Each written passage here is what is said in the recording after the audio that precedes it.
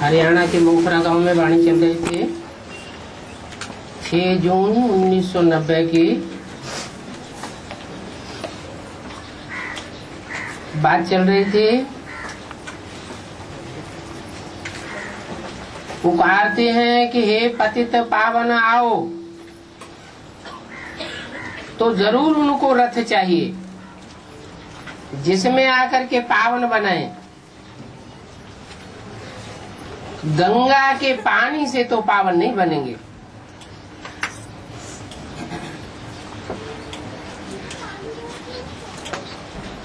क्यों नहीं बनेंगे?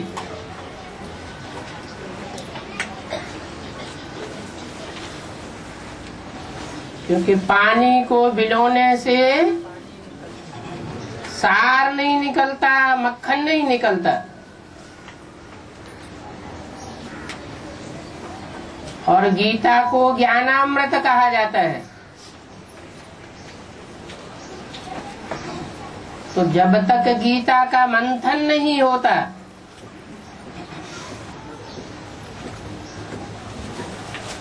और मंथन करने वाला नहीं होता, तब तक सार नहीं आ सकता। सार है पतित पावन बाप। वो प्रत्यक्ष नहीं हो सकता।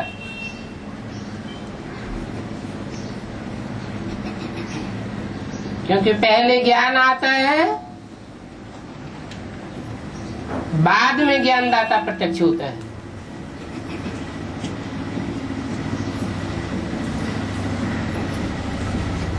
गंगा चाहे जड़ हो, गंगा चाहे चैतन्य हो,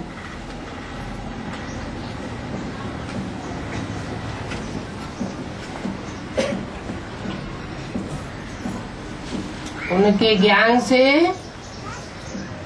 अथवा ज्ञान जल से आत्माएं पावन नहीं बन सकती।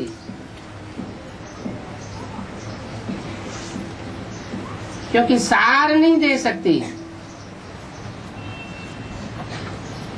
गाते भी हैं, ब्रह्मा द्वारा वेदों शास्त्रों का सार सुनाया।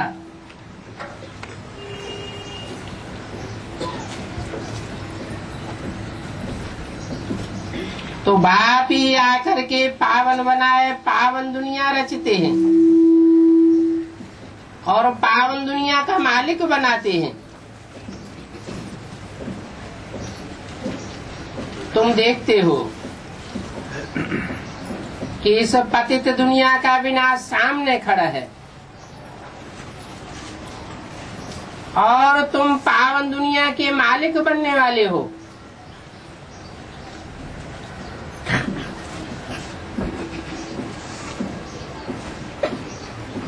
तो क्यों न पतित दुनिया का विनाश होने से पहले मालिकाना पाने के लिए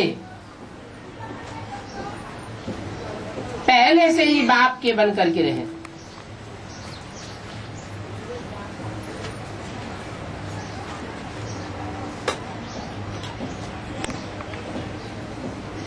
स्वाहा हो जाए।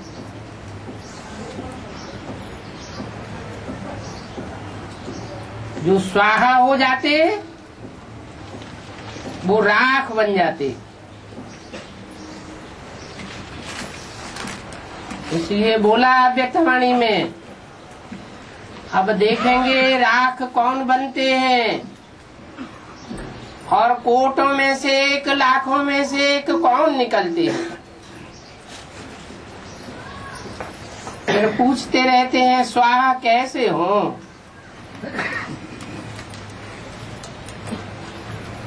हम अपना सब कुछ ट्रांसफर कैसे करें।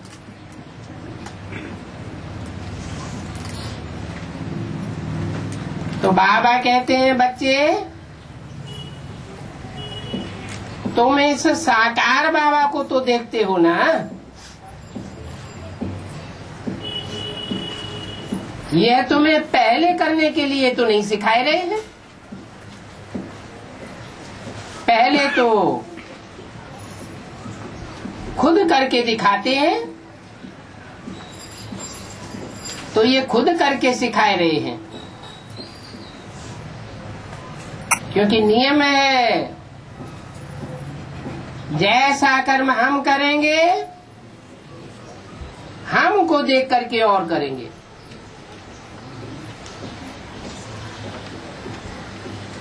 तो बाप ने इनसे कर्म कराया ना,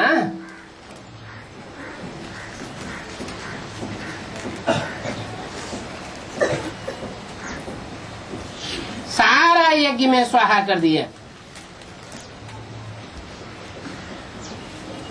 स्वाहा होने में कोई तकलीफ थोड़ी ही है।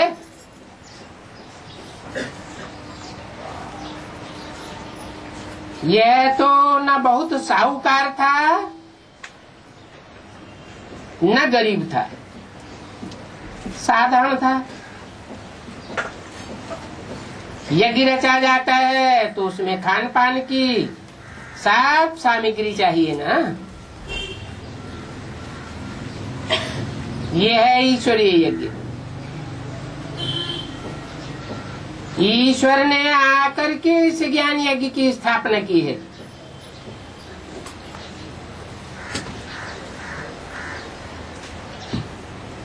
तुमको पढ़ाते हैं। इस यज्ञ की महिमा बहुत भारी है।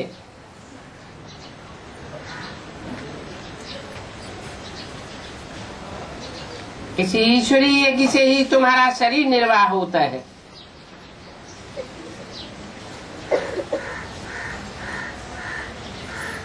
परंतु उनका होता है जो अपन को अर्पण में समझते हैं।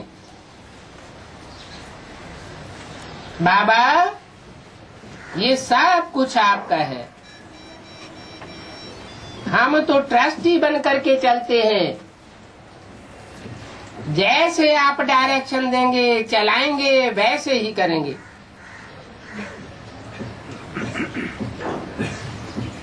तो उनका अंत तक शरीर निर्वाह होने की गारंटी है।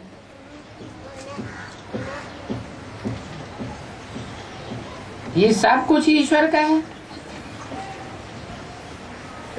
हम शिव बाबा के यज्ञ से भोजन खाते हैं। ये समझ की बात है ना।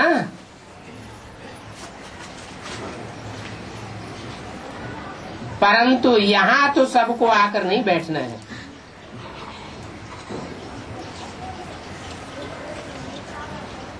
इनका सैंपल तो देखा, कैसे सब कुछ स्वाहा कर दिया। तो बाबा कहते हैं जैसे कर्म मैं करता हूँ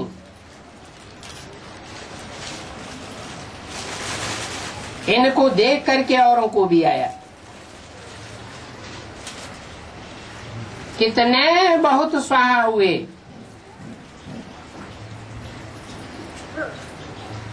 और जो जो हुए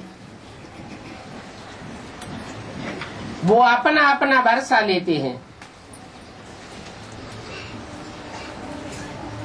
बुद्धि से भी समझा जाता है कि आत्मा तो चली जाएगी,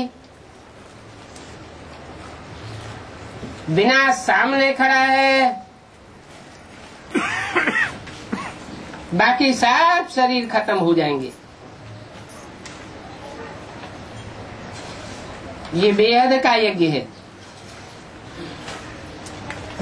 इस यज्ञ में सब स्वाहा होंगे। तुम बच्चों को समझाया जाता है कि कैसे बुद्धि से स्वाहा होकर के नष्ट मोहा बन जाओ।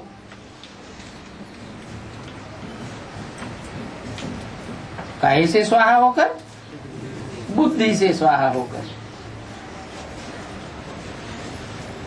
सबसे बड़ा समर्पण किस चीज का है? तन का समर्पण बड़ा नहीं है, धन का भी समर्पण बड़ा नहीं है। समय, संपर्क और संबंधियों को भी अर्पण कर दिया।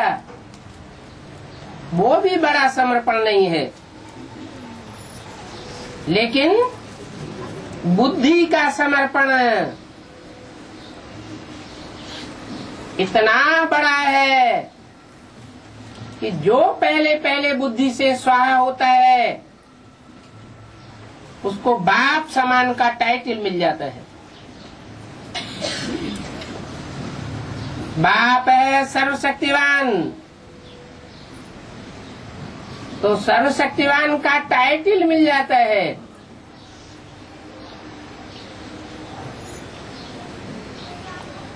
कितनी पावर भर जाती है।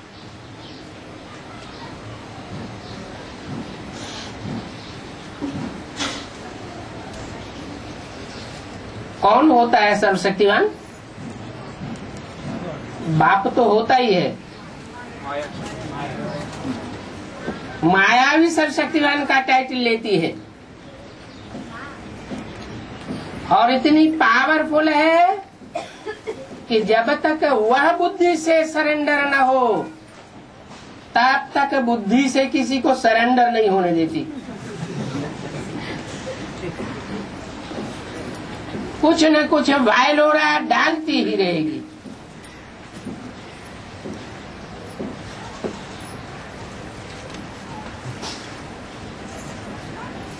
तो कितना बड़ा समर्पण है बुद्धि का।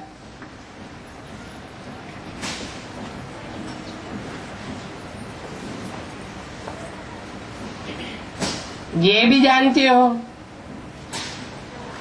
ये सारी सामग्री खाक हो जानी है।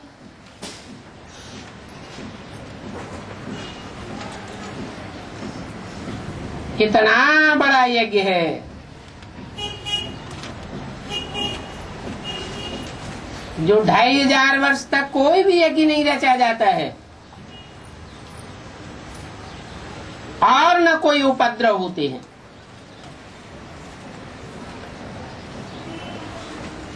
ये जो सब भक्ति मार्ग के अनेक यज्ञ हैं वो सब स्वाहा हो जाते हैं, खत्म हो जाते हैं।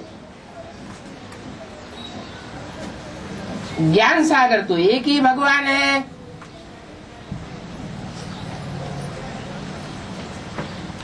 और वही भगवान मनुष्य सृष्टि का बीज रूप है, सत्य है, चैतन्य है।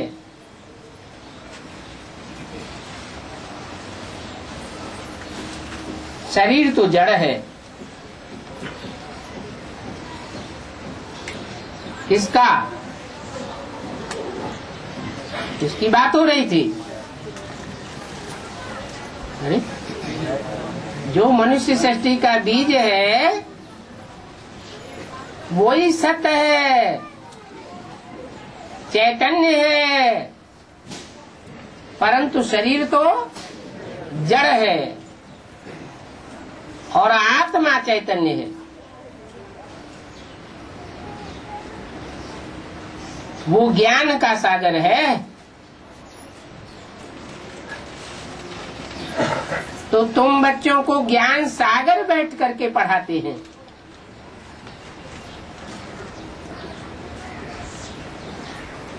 वो भक्त तो सिर्फ गाते रहते हैं और बाबा तुमको प्रैक्टिकल में सारा ज्ञान सुनाते हैं। और ज्ञान भी कोई बहुत तो है नहीं। वर्ल्ड का चक्कर कैसे फिरता है ये सिर्फ समझाना है। कोई भी गुरु गोसाई नहीं जिनको रचयिता और रचना का ज्ञान हो। यहाँ तो बाप तुमको खुद पढ़ाते हैं। क्या मतलब? खुद पढ़ाते हैं माना वो खुद रचयिता है और रचयिता बाप खुद बच्चों को पढ़ाते हैं, कहते भी हैं। मैं साधारण तन में प्रवेश करता हूँ।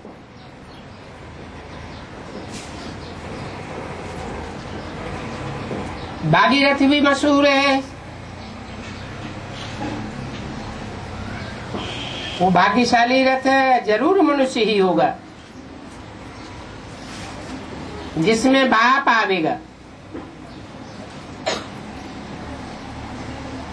कच्छ मत्स्य अवतार तो नहीं होगा। उनका एक ही नाम चला आता है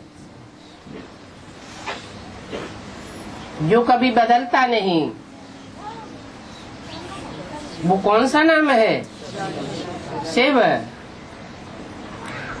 और सबके नाम बदलते हैं।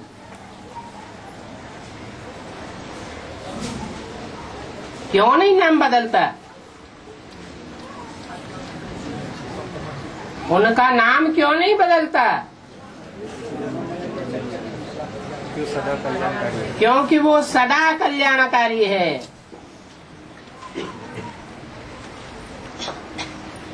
सदा कल्याणकारी है।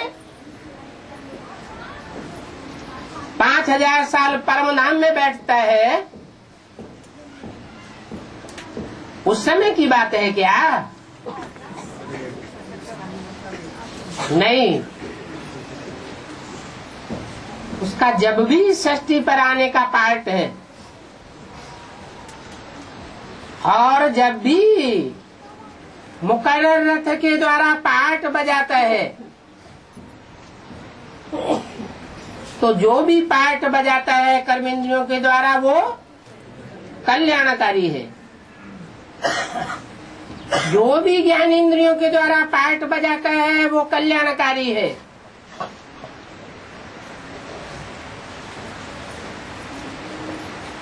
जो वाचा बोलता है वो कल्याणकारी है।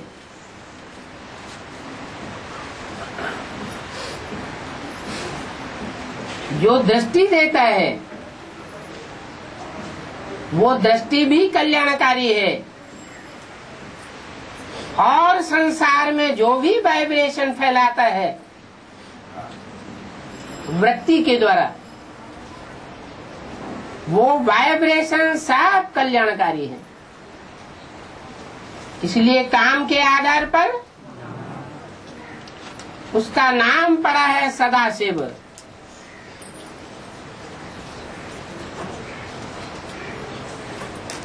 और सबके नाम बदल जाते हैं।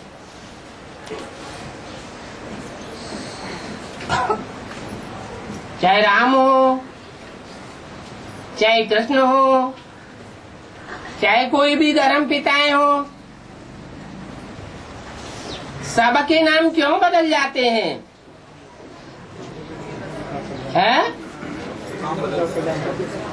क्योंकि सबके काम बदल जाते हैं।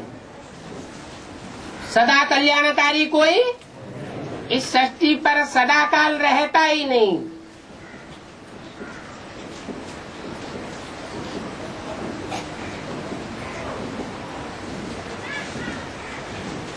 यहाँ तो है ही शिव बाबा।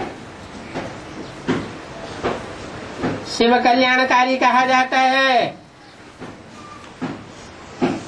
तो भगवान ही आकर के नई दुनिया स्वर्ग स्थापन करते हैं।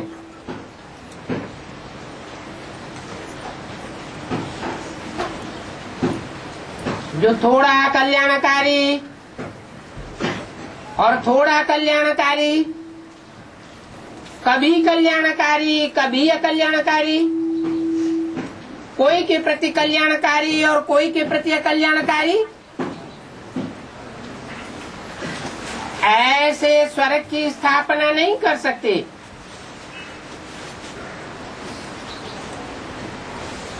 तो कल्याणकारी ठहरा ना।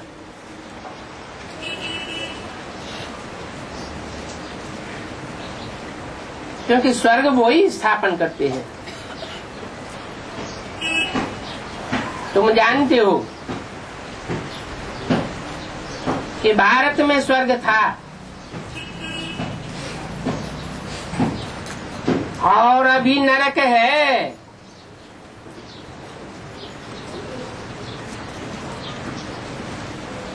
फिर भारत में स्वर्ग जरूर होगा।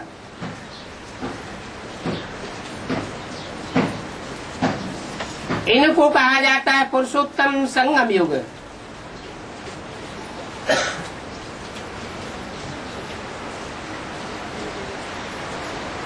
सतयुग में होते हैं पुरुषोत्तम और कलयुग में है तमो प्रधान।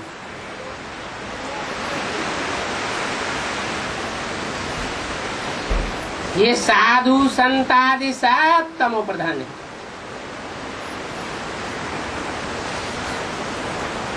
इसलिए भगवान वाच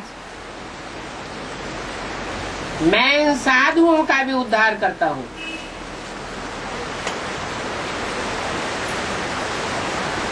उद्धार करता हूँ। उद्धार माना क्या? उत्तम माना ऊपर, हर माना हरण करके इन साधुओं की बुद्धि को भी ऊपर ले जाता हूँ।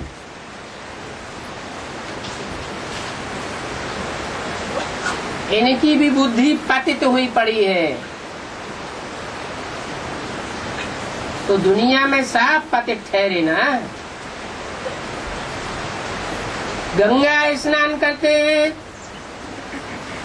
परंतु पावन तो कोई होती नहीं। गंगा स्नान से पावन हो न सके और इस विषय वैतरणी नदी के पार जा न सके। ये संसार सागर भी है, कलयुग में इसे विषय सागर कहा जाता है।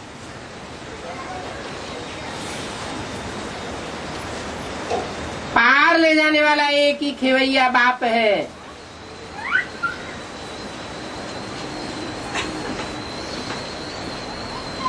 उसका नाम रखा है खिवैया।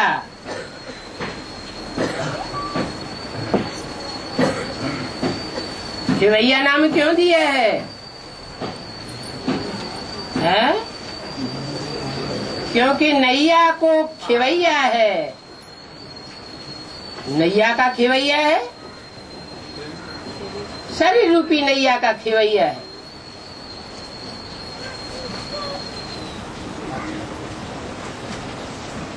ये शरीर विषय वैतरणी नदी में पड़ा है कि आत्मा पड़ी है? दोनों ही पड़े हैं। तो आत्मा रूपी नैया और शरीर का खिवैया, दोनों को पार ले जाने वाला एक ही बाप है।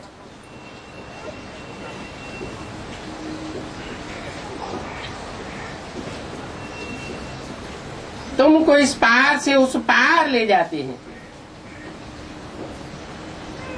ये पुरानी दुख की दुनिया है, इसके बाद फिर सुख की दुनिया होगी। ड्रामा अनुसार दुनिया बदलनी जरूर है, जिसके लिए तुम अभी पुरुषार्थ करते हो।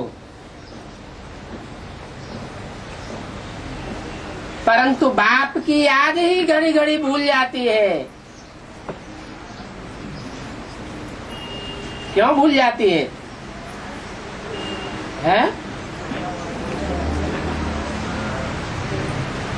बाप की याद घड़ी घड़ी क्यों भूल जाती है? क्योंकि माया पोजीशन में सामने खड़ी है। कहती है मैं तुमको सर्वशक्तिवान का टाइटल नहीं लेने दूंगी, ये बाप नहीं आया हुआ है। तुम कितना भी संगठित होकर के जोर मारो कि बाप आया हुआ है, और माया तुम्हारी सारी उधेड़ बुन को इकट्ठा कर देती है।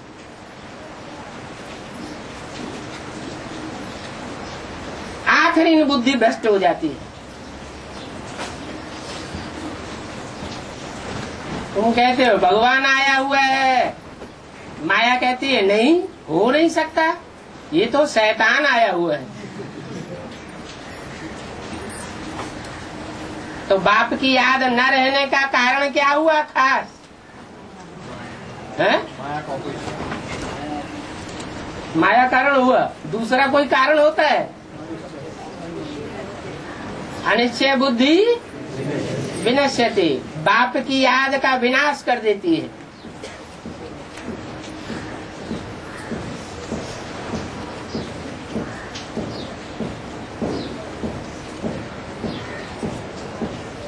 इस याद में ही मेहनत है।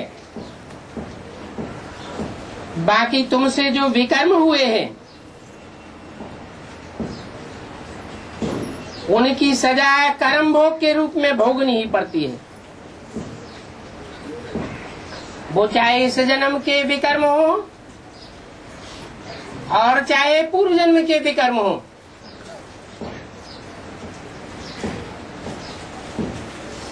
कर्म भोग तो अंत तक भोगना ही पड़ेगा। इसमें बाप कुछ नहीं कर सकते।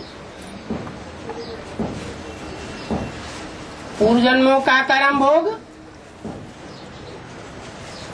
63 जन्म तक 1 गुना पाप चढ़ाता आया, और इस संगम युग में किया हुआ विकर्म या पाप कर्म 100 गुना बोझ चढ़ाता है, परंतु भोगना तो ये भी पड़ेगा।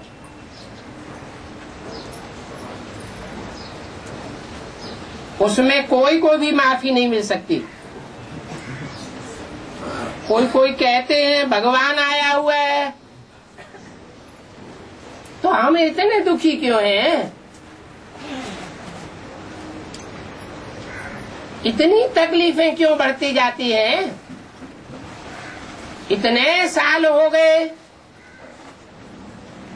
70 साल से भी ऊपर होने जा रहे हैं,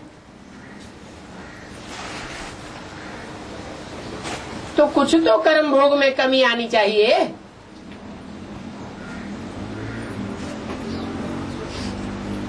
बाप कहते हैं इसमें कोई माफी नहीं मिल सकती।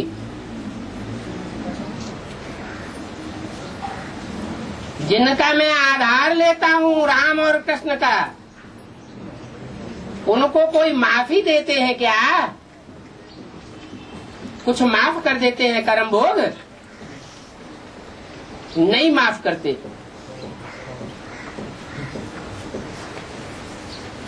तो ऐसे नहीं कि बाबा क्षमा कर दें,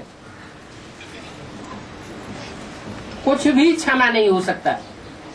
अरे बड़े कड़क हो गए। ये ड्रामा प्लान अनुसार सब कुछ होता है। मैं भी ड्रामा के बंधन में बांधा हुआ हूँ, तो मैं भी कुछ कर नहीं सकता।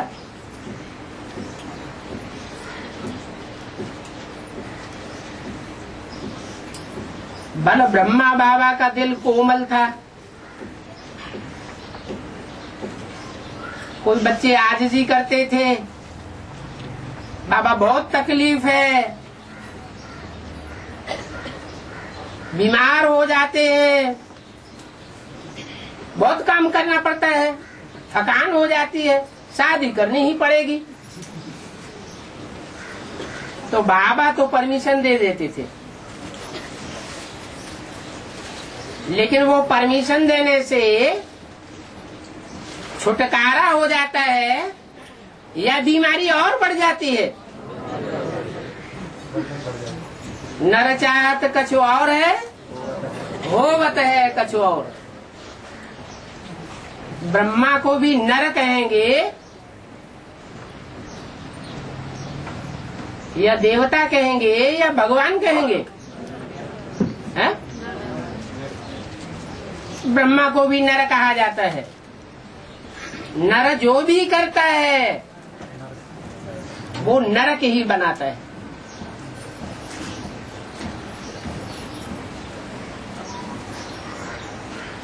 और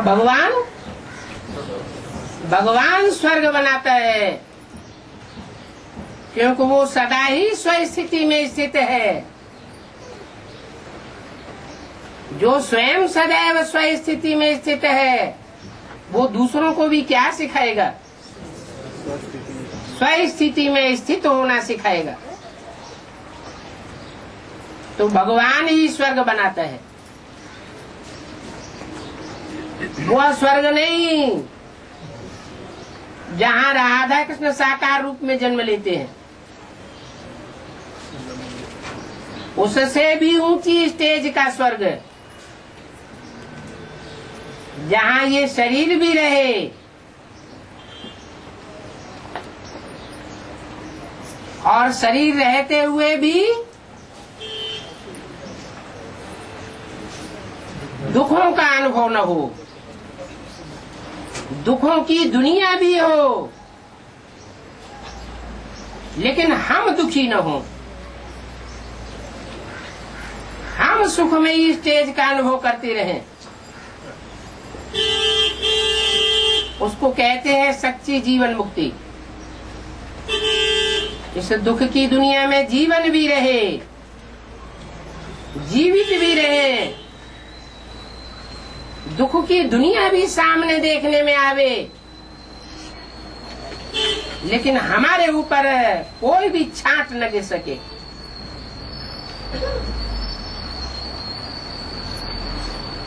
तो बाप कहते हैं यहाँ क्षमा आदि नहीं होती है, हिसाब किताब तो चुकतू करना ही है।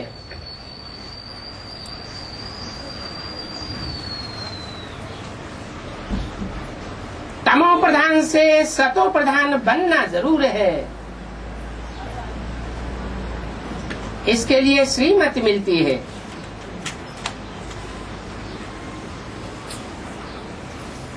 श्रीमत कहा ही जाता है श्री श्री शिव बाबा की मत,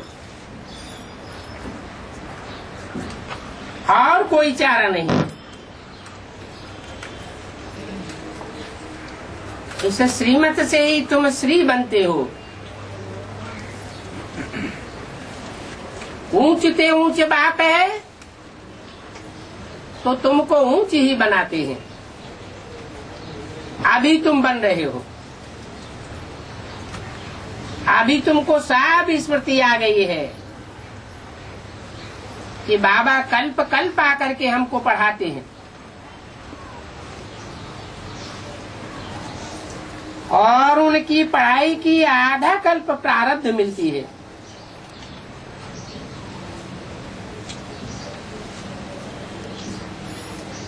सच्ची चक्र कैसे फिरता है?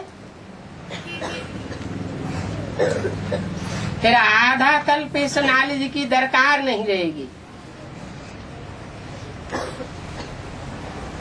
कल्प कल्प एक ही बार आकर के समझाते हैं ये सृष्टि का चक्र कैसे फिरता है। तो तुम्हारा काम है पढ़ना और पवित्र रहना।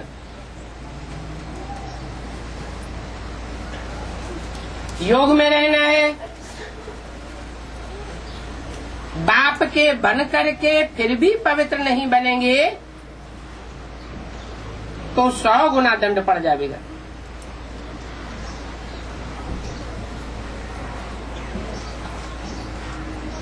नाम भी बदनाम हो जाता है।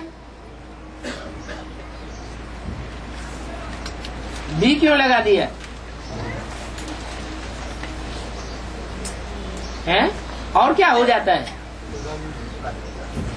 नाम भी बदनाम हो जाता है और विक्रम भी 100 गुने बढ़ जाते हैं। पदभ्रष्ट भी हो जाता है, सजाएं भी खानी पड़ती है, गाते भी हैं सदगुरु निंदक ठौर न पावे। कौन सा ठौर है? तो वो गुरु लोग भी गाते हैं, वो भी यही सिखाते हैं, सुनाते हैं, और भगत लोग गुरुओं से बहुत डरते हैं इस बात को सुन करके। क्या बात? सदगुरु नंदक और न पावे। उन गुरुओं के पास कौन सी ठौर है?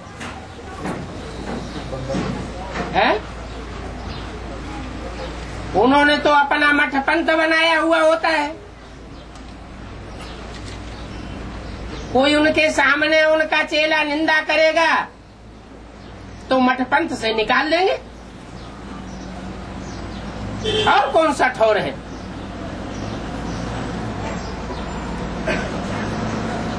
यहाँ ब्राह्मणों की बेहद की दुनिया में भी साधु संत महात्माएं वो भी डर पाते रहते हैं। सदगुरु निंदक ठौर न पावे।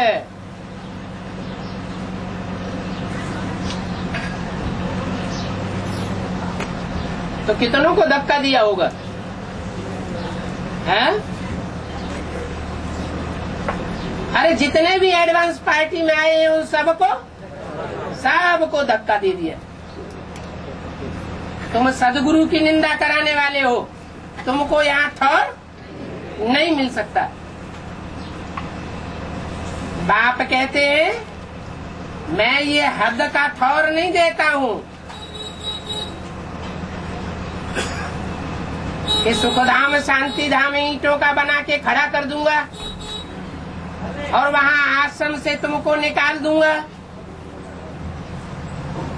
ऐसी कोई ठौर की बात नहीं है। बाप का ठौर है बेहद का, जो इस संसार में प्रत्यक्ष होगा। दुनियावी मनुष्य बनाते हैं 7 बंडर्स, और बाप का बड़े से बड़ा बंडर कौन सा है? बैकुंठ। तो ये सुखधाम बेहद का और शांति धाम बेहद का।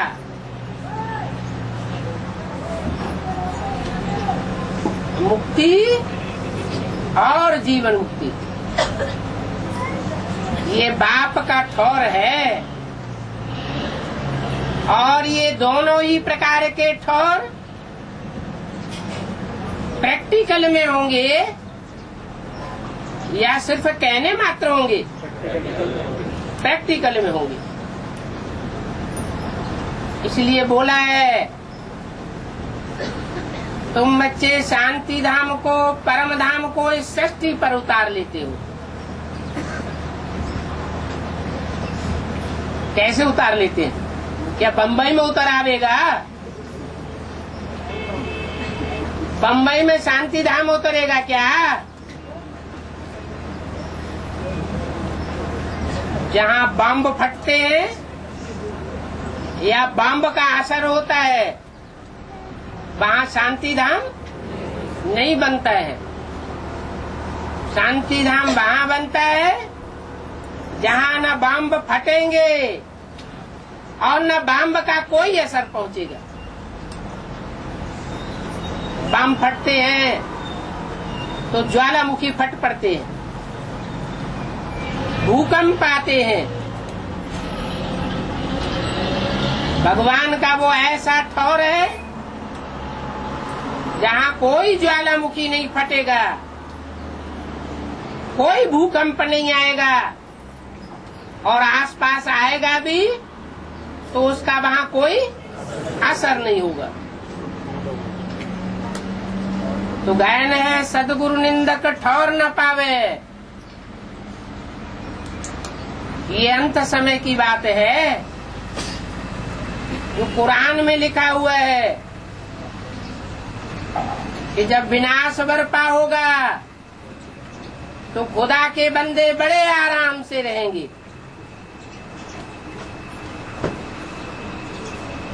और जिन्होंने खुदा की बंदगी नहीं की होगी, जैसे मंदिर में कबूतर होते हैं, खुदा के सर पर ही गंदगी करते हैं और आकर के मजलिस में बैठ जाते हैं। देखें इनको पता पड़ेगा कि नहीं पड़ेगा।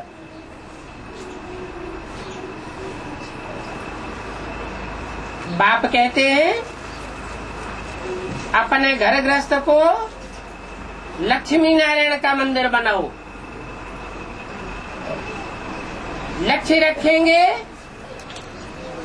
तो लक्षण आवेंगे। तो पवित्र जरूर बनना पड़े। जो पवित्र नहीं बनेंगे उनकी बुद्धि अपवित्र हो जाएगी। बुद्धि अपवित्र हो जाती है तो कर्म भी अपवित्र होने लगते हैं और वाचा भी अपवित्र चल पड़ती है। बाप कहेगा एक बात और अपवित्र बुद्धि दूसरी बात कहलवाएगी। मुरली के महावाक्यों का भी खंडन कराएगी, अव्यक्त वाणी के महावाक्यों का भी खंडन कराई देगी।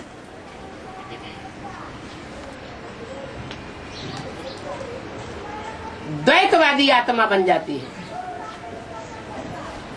बाप आते हैं तो अद्वैत मत स्थापन करते हैं।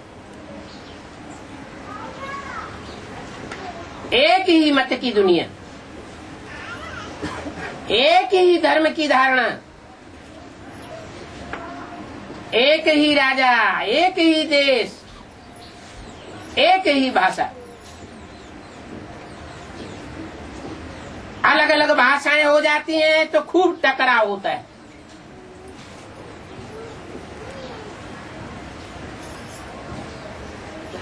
बाप तो अद्वैत मत लाते हैं। तो ऐसे अद्वैत मत फैलाने वाले बाप को जो द्वैत की वाणी चला करके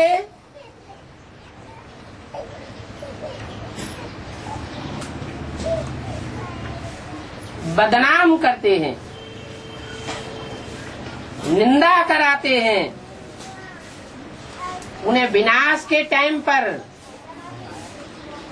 विनाशी धर्मखंडों में भेजा जाता है या ड्रामा प्लान अनुसार जाना पड़ता है। विनाश की विभीषिका के बीच ईश्वरीय सेवा करनी पड़ती है। ईश्वर बाप को प्रत्यक्ष करना पड़ता है।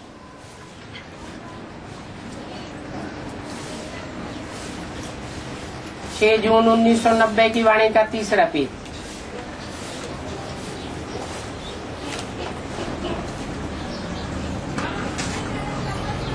तो मनुष्यों को पता नहीं है कि यह कौन आया हुआ है।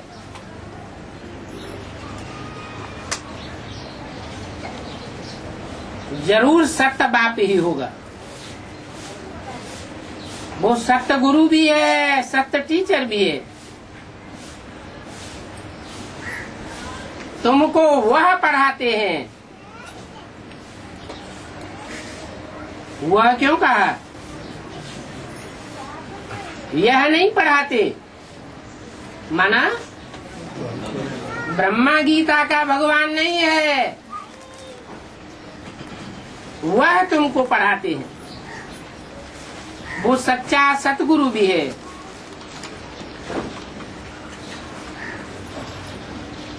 वो गुरु लोग तो बहुत ही गपोड़े लगाते हैं।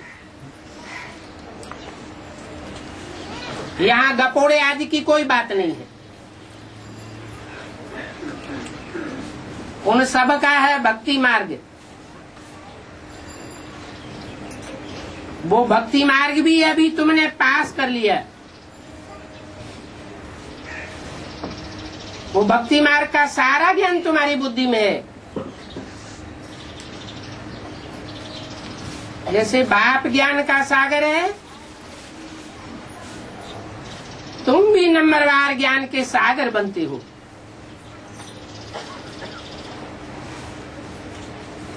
ऐसे तो सागर एक ही है। परंतु कितने सागर गाए हुए हैं? 7 सागर गाए हुए। तो बाप ने ही तुमको सारा ज्ञान दिया है।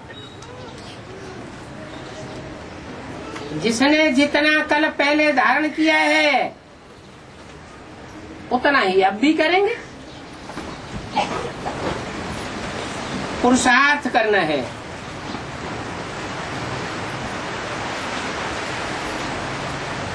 कर्म किए बगैर तो कोई रह ही नहीं सकता।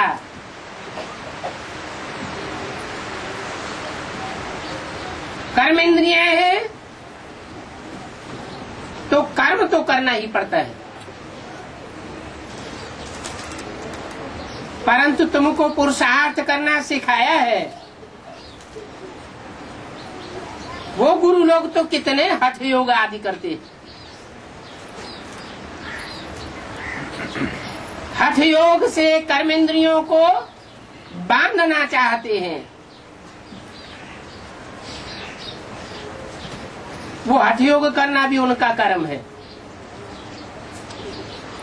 ये भी उनका एक धंधा है, आजीविका कमाने का।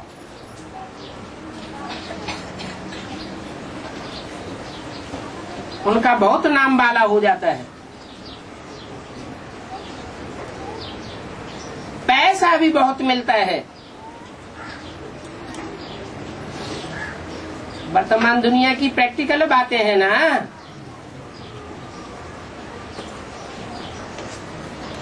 पानी पर चले जाएंगे, आग पर चलते जाते हैं,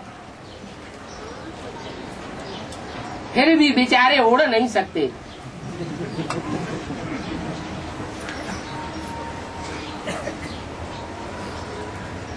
यहाँ भी ब्राह्मणों की दुनिया में है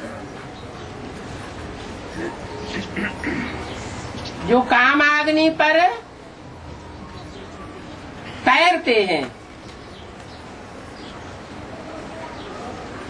बाप कहते हैं इससे कुछ भी फायदा नहीं। अगर ऊंची स्टेज न बनी, मन बुद्धि रूपी आत्मा ऊंची स्टेज में न उड़ी, तो क्या फायदा हुआ?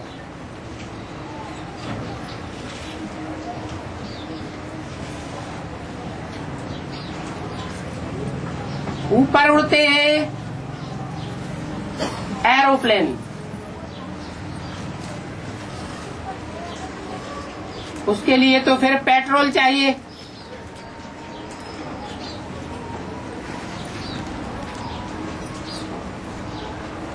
लेकिन भले ऊपर उड़ते हैं, फायदा तो कुछ भी नहीं।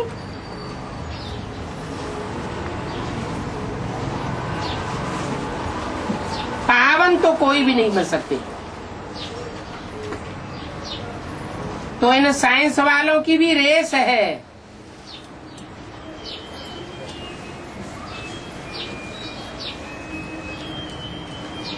उनकी है साइंस की रेस और तुम्हारी है साइलेंस की रेस।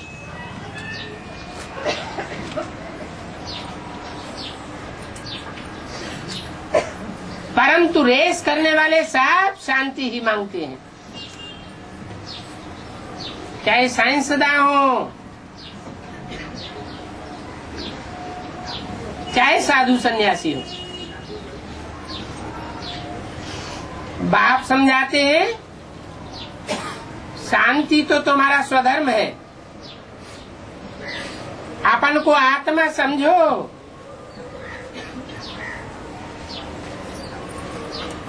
क्योंकि आत्माओं के लोक में वापस जाना है। शांति धाम वापस जाना है। ये दुनिया तो दुख धाम है।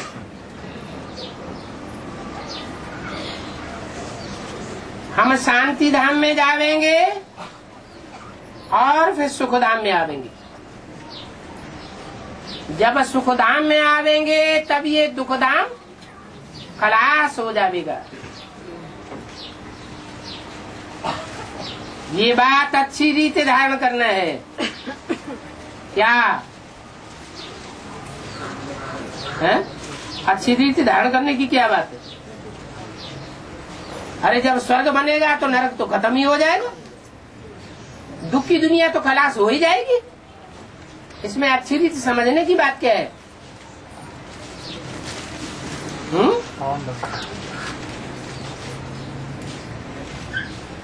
अच्छी रीति समझने की ये बात है कि जब हमारे कर्म बंधन खलास हो जाएंगे, आत्मा स्वस्थिति में स्थित हो जाएगी, तो आप मुए मर गई दुनिया। तुम बच्चे हो खोपड़ियों को ठोकर लगाने वाले,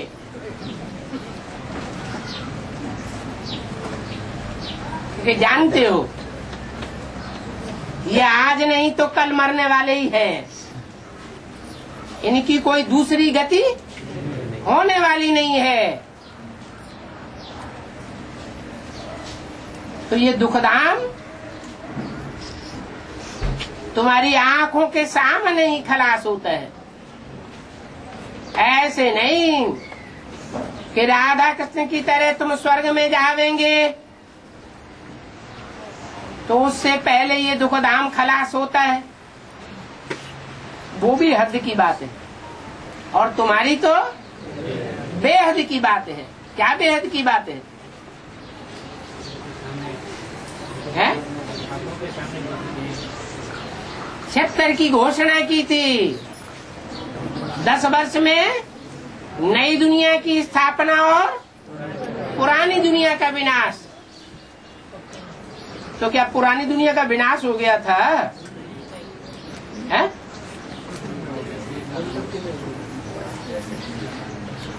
अरे जो सच्चे पुरुषार्थी होते हैं, बाप के एक बार 100% बन जाते हैं, तो पुरानी दुनिया तो उनकी उसी समय खलास हो जाती है। रही ब्राह्मणों की दुनिया, तो ब्राह्मणों की दुनिया की ये बात है 10 वर्ष की, कि ब्राह्मणों की दुनिया में जो पुरानी दुनिया के बंदे हैं, क्या राधा कृष्ण बनने वाली ब्रह्मा सरस्वती और उनको फॉलो करने वाली आत्माओं को पुरानी दुनिया के बंदे कहेंगे या नई दुनिया के बंदे कहेंगे? वो साफ मरे पड़े हैं। आप मुए मर गई दुनिया। नष्टो मोहा स्मृति लब्धा। नहीं तो मोह वालों का ऐसा हाल होता है कि जिनसे ज्ञान लेते हैं उन्हीं को भगवान भगवती समझ करके बैठ जाते हैं। बुद्धि उन्हीं से चिपक जाती है। असलियत को समझ नहीं सकते हैं।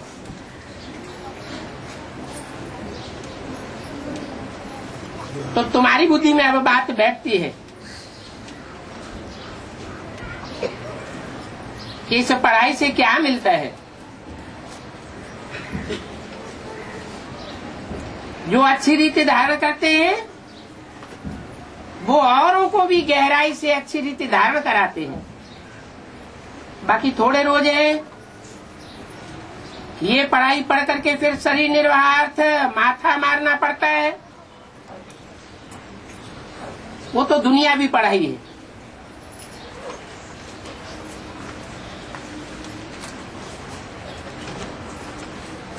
उसका नाम दिया है डागली पढ़ाई।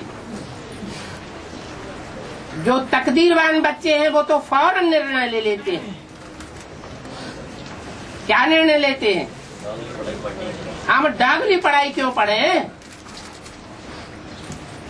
हमें तो बाप आया हुआ है गॉड गॉडेस बनाने के लिए। फौरन निर्णय लेते हैं कि हम कौन सी पढ़ाई पढ़ें और कौन सी न पढ़ें। उस पढ़ाई से मिलता क्या है?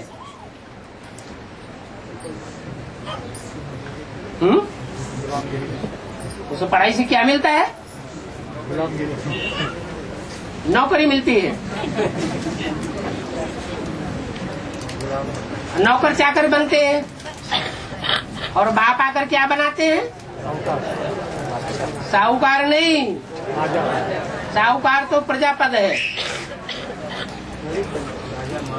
मालिक बनाते हैं, स्वाधीन बनाते हैं, नौकर चाकर बनना नहीं सिखाते हैं। तो कंट्रास्ट करो, उस पढ़ाई से क्या मिलता है और इस पढ़ाई से क्या मिलता है। इस पढ़ाई से तो 21 जन्मों की प्रारब्ध मिलती है। तो ख्याल करना चाहिए कि हमको कौन सी पढ़ाई पढ़नी है और पढ़ानी है। जिसको बेहद के बाप से वर्षा पाना है वो तो बेहद की पढ़ाई में लग जाते हैं, परंतु ड्रामा प्लान अनुसार अगर कोई की तकदीर में नहीं है तो फिर उसी डागली पढ़ाई में चटक पड़ते हैं। यह पढ़ाई नहीं पढ़ते हैं, कहते हैं हमको अभी टाइम नहीं है, फुर्सत नहीं है। बाबा पूछते हैं अच्छा बताओ कौन सी नॉलेज अच्छी है? उस पढ़ाई की नॉलेज से क्या मिलेगा और इससे क्या मिलेगा? कहते हैं बाबा जिस्मानी पढ़ाई से क्या मिलेगा, थोड़ा करके कमाएंगे तो सही, पेट के लिए कमाई तो चाहिए ना। यहाँ तो भगवान पढ़ाते हैं 2500 वर्ष हमको कोई कमाई नहीं करनी पड़ेगी और इस जन्म में भी गारंटी देते हैं, चाहे नौकरी हो चाहे धंधा हो, उस दुनिया का सब धंधों में है नुकसान सिवाय एक ईश्वरीय पढ़ाई के। हमको तो पढ़ाई पढ़ करके राजाई पद पाना है, तो ज्यादा ध्यान किस बात पर देना चाहिए? कोई तो फिर कहते हैं बाबा वह कोर्स पूरा करके फिर हम आ जाएंगे।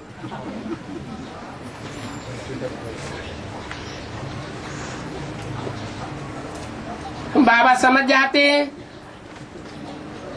कि हम इनको कितना भी समझावे इनकी तकदीर में नहीं है। अब क्या होना है सो आगे चल करके देखना। अरे धमकी देते जाते हैं। ये तो समझते हैं कि शरीर पर भरोसा नहीं है तो फिर सच्ची कमाई में लग जाना चाहिए। जिसकी तकदीर में है वो ही अपनी तकदीर जगाएंगे। अभी तो पूरा जोर लगाना है। 63 जन्म में इतना जोर नहीं लगाया, उतना जोर इस जन्म में लगाना है। हम तो बाप से वर्षा लेकर के ही छोड़ेंगे। बेहद का बाबा हमको राजाई देते हैं तो क्यों न हम ये एक अंतिम जन्म पवित्र बने। इतने ढेर बच्चे पवित्र रहते हैं, झूठ थोड़ा ही बोलते होंगे, सब नंबरवार है, सब पवित्र रहने के लिए पुरुषार्थ करते हैं, पढ़ रहे हैं, फिर भी विश्वास नहीं करते हैं। बेहद का बाप आते ही तब है जब पुरानी दुनिया को नया बनाना होता है।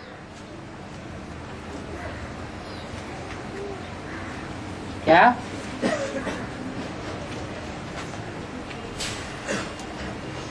बेहद की माँ नहीं आती है तब? इसके लिए बोला बेहद का बाप आते ही तब है जब पुरानी दुनिया को नया बनाना होता है। पुरानी दुनिया का विनाश वो तो देखते हो सामने खड़ा है। ये बहुत क्लियर बात है। कौन सी दुनिया का विनाश सामने खड़ा है? कौन सी है पुरानी दुनिया? है 5000 साल पुरानी दुनिया पुरानी नहीं है। ब्राह्मणों की दुनिया जो अभी 70 साल हुए हैं पैदा हुए, वो पुरानी हो गई है? कौन सी दुनिया पुरानी है? दोनों दुनिया साथ साथ विनाश होंगी है?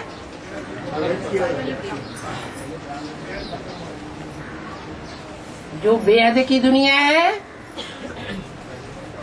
उसके लिए शास्त्रों में लिखा हुआ है कि देवताओं के जो वर्ष हैं वो दिव्य वर्ष होते हैं। इसलिए कल्प की आयु लाखों वर्ष लगाई दी है। ये कहाँ की बात है? अभी की बात है। यहाँ का थोड़ा टाइम बाहर की दुनिया का लंबा टाइम बराबर है।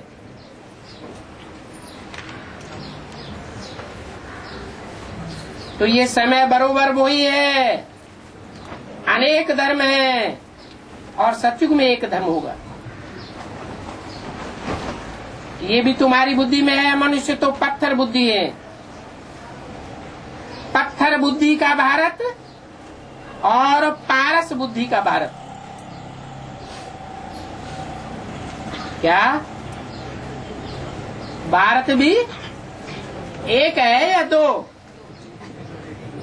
है? तो एक ही। लेकिन ड्रामा प्लेन अनुसार जो पारस बुद्धि का भारत था वो अभी पत्थर बुद्धि का भारत बन गया है। फर्क देखो कितना है। ये है रिलीजियस भारत। इनको ही कौरव राज्य कहा जाता है। भगवान वाच है ना। कलप पहले जो विघ्न पड़े होंगे वो अभी भी पड़ेंगे। इन बातों को दुनिया नहीं जानती है। तुम्हारे में भी कोई है जो निश्चय कर रहे हैं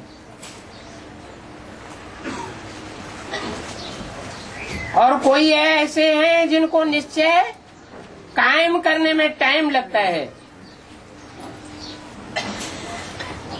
शरीर पर तो भरोसा नहीं है,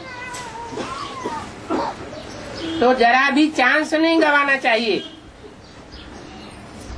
जिसकी तकदीर में नहीं है तो उनकी बुद्धि में जरा भी बात नहीं बैठती है। अच्छा, मीठे मीठे सिकीले बच्चों प्रति माता पिता बाप दादा का याद प्यार गुड मॉर्निंग। रूहानी बाप की रूहानी बच्चों को नमस्ते। ओम शांति।